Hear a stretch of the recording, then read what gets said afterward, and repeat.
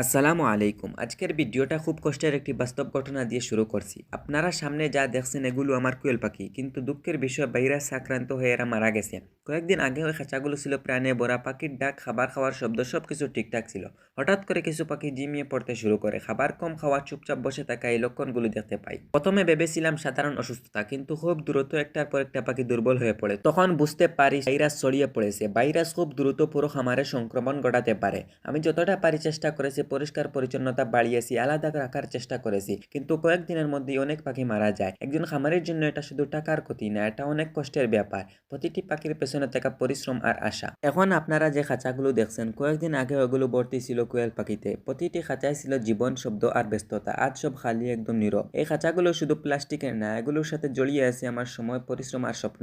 প্রতিদিন সকালে উঠে প্রথমে এই খাঁচাগুলো দেখতে আসতাম, খাবার দিতাম, পানি দিতাম, পরিষ্কার করতাম, কত যত্ন করেছি। কিন্তু ভাইরাসের আঘাতে আজ এই জায়গাটি ফাঁকা হয়ে গেছে। খালি খাঁচা দেখলে বুঝতে পারি রোগ কত বড় ক্ষতি করতে পারে। শুধুমাত্র এই কয়েকটি পাখি রয়েছে এবং পরবর্তীতে এগুলোও মারা গিয়েছিল।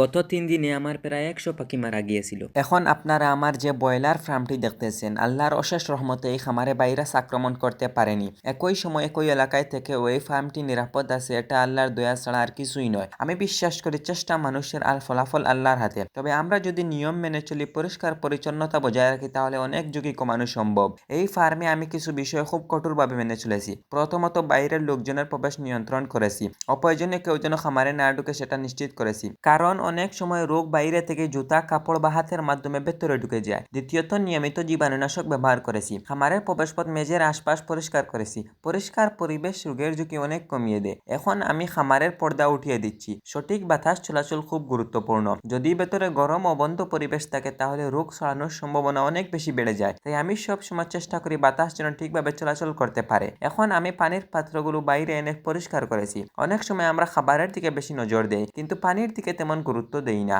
অথচ পানি হচ্ছে মুরগের জীবনের সবচেয়ে গুরুত্বপূর্ণ অংশ। পুরনো পানি ফেলে দিয়ে পাত্রগুলো ভালোভাবে ধুয়ে নিয়েছি। তারপর নতুন পরিষ্কার পানি দিচ্ছি, কারণ ময়লা পানি থেকে রোগ ছড়াতে পারে। বিশেষ করে গরমের সময় পানি দ্রুত নষ্ট হয়ে যায়। আমি প্রতিদিন চেষ্টা করি অন্তত 3 বার নতুন পানি দিতে। কোনো পাত্রে ময়লা জমে থাকলে সঙ্গে সঙ্গে পরিষ্কার করতে হবে। আমি সব খামারিদের বলবো, পরিষ্কার পরিচ্ছন্নতা, সঠিক ব্যবস্থাপনা আর আল্লাহর উপর ভরসা, এই 3টি জিনিসই খুব গুরুত্বপূর্ণ। আর যারা খামার করেছেন সবাই সতর্ক থাকবেন, নিয়ম মেনে চলবেন। আমরা অনেক সময় শুধু লাভের কথা চিন্তা করি, কিন্তু খামারের নিরাপত্তা নিয়ে তেমন ভাবি না। অথচ ছোট একটা ভুল বড় ক্ষতির কারণ হতে পারে। তাই প্রতিদিন একটু সময় নিয়ে খামার ভালোভাবে চেক করা দরকার। আজ আমি ক্ষতির মধ্যেও কৃতজ্ঞ, কারণ আমার অন্য খামার নিরাপদ আছে। ইনশাআল্লাহ আবার নতুন করে কোয়েল পাখি দিয়ে শুরু করব।